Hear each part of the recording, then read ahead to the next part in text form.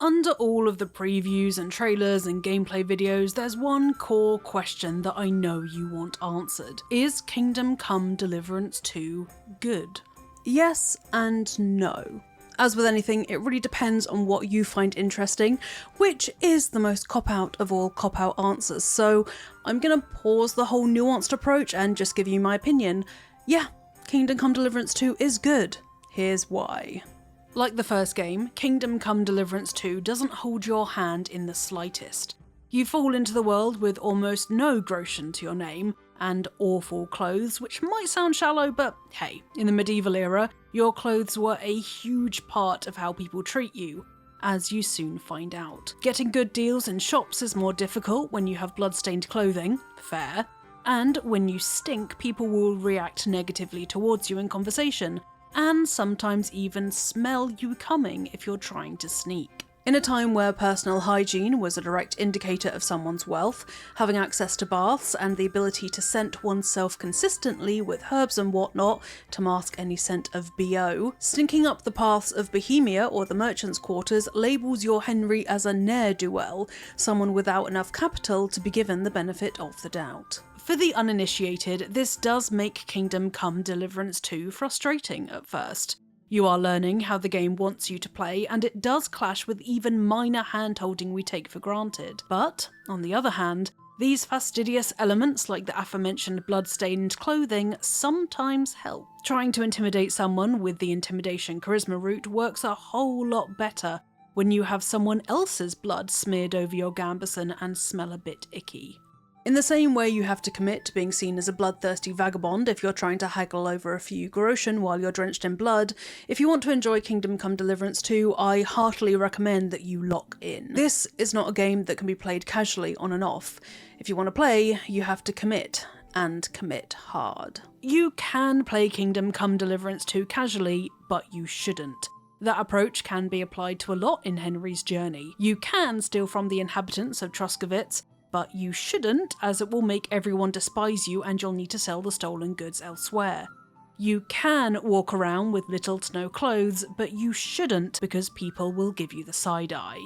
This isn't one of those games where you can take on the town guards when they take umbrage with your thievery and/or your state of undress, and still have your blood inside your body by the end of it. You have to endure the consequences of your every action. Hans regularly parrots the Latin idiom Audentes fortuna iuvat, fortune favours the bold, but the game doesn't. In your opening hours with Kingdom Come Deliverance 2, you are incentivized via the restricted saving system and Henry's own mortality to pursue either a low-risk or calculated risk lifestyle, the latter coming with consequences. Incentivized but not encouraged. There's always the opportunity to take on more poachers and bandits than you really should, with the rewards for surviving such an encounter being thoroughly whelming. While stealing is often the most appealing route when starting an RPG, in Kingdom Come Deliverance 2 you're more likely to become an alchemist, brewing up potions to make a few groschen. Even taking on vagabonds and bandits is a later level endeavour, as within 3 blows you'll likely die in your first 20 hours of the game, and your attackers barely ever have anything useful on them to sell, even if you survive the encounter.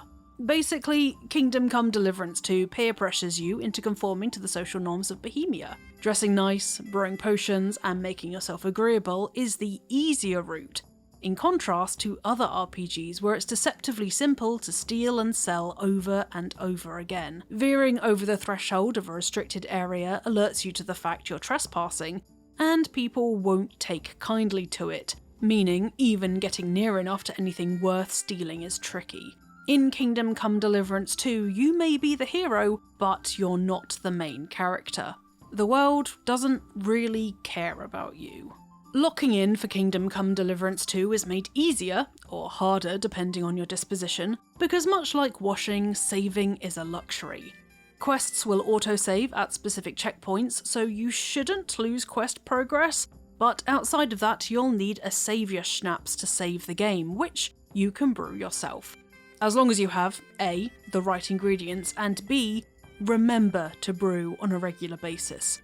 You really can be your own worst enemy in this if you don't have a great memory for stuff like that. I hate this system. I understand why you'd have it. It makes you more invested in surviving as Henry, and you can't save scum to get out of tricky situations, which helps to immerse you in the RPG just that little bit more. But also, consider this, I hate it. While you do save when you quit the game, meaning quitting and relaunch in Kingdom Come Deliverance is a cheese of sorts, it's still a pain in the proverbial. The only thing this saving system adds for me is a sudden shock of frustration when I die and realise my last save was an hour ago. I don't think it adds much to the game, but, like I said before, if you want to enjoy Kingdom Come Deliverance 2, you have to lock in for both the good and the bad right from the very beginning. Either go the low risk route and worry less about saving, or go the high risk route and prepare to ride the waves of regret and shame when you die. On the other side of the groschen is how levelling up works, which isn't a skill tree, thank God. In the familiar video game fashion, you level up your skills and look to a list of perks that are unlocked with each advance of your core abilities. Perks that give a special flavour to however you want to build your Henry. A chunk of these perks are a choice between two kind of situation. You can't pick both perks, meaning from the early stages of Kingdom Come Deliverance 2, you do have to commit to a vague build of sorts. It's kind of the same feeling as Fallout New Vegas' perk system. There are some oddballs in Kingdom Come Deliverance 2. A chunk of them affect how Henry behaves when he's drunk, meaning you can be a fully functional alcoholic if you wish. Charisma has the reputation of being the easy stat in RPGs. Chuck a lot of points in it, and you can talk someone into doing almost anything. Not the case in Kingdom Come Deliverance. Charisma isn't simply a number that goes up and can be blanketed across NPCs from all regions, classes, and lifestyles.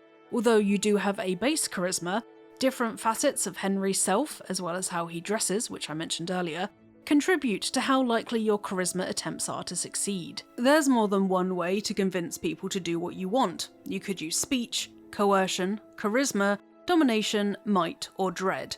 Each has a different theme.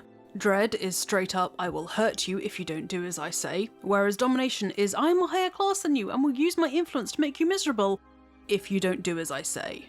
You may not have a silver tongue, but the threat of bashing someone's head in if they don't do what you want, or of you using your position of power to make their life thoroughly miserable if they don't follow your orders, can be just as powerful as a honeyed phrase placed here and there. While I know that in the entirety of human history we have definitely used various means to persuade people to do what we want, to be perfectly frank, I have beef with the supposed historical accuracy in Kingdom Come Deliverance 2. Historical accuracy itself is a fool's game. Every written source is biased in its own way, history is written by the victors, etc, etc.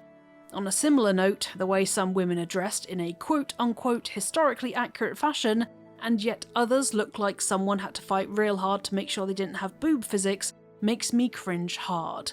At least be consistent. There's also this weirdo mission for creeps at the very beginning of Kingdom Come Deliverance 2, where to show you how to sneak, you are told by the game to sneak up on women washing clothes in the river, whose singing you hear from afar.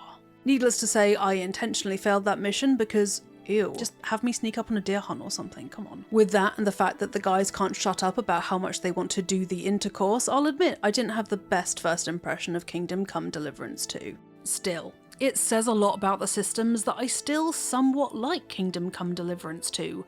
Do you think you're going to play it?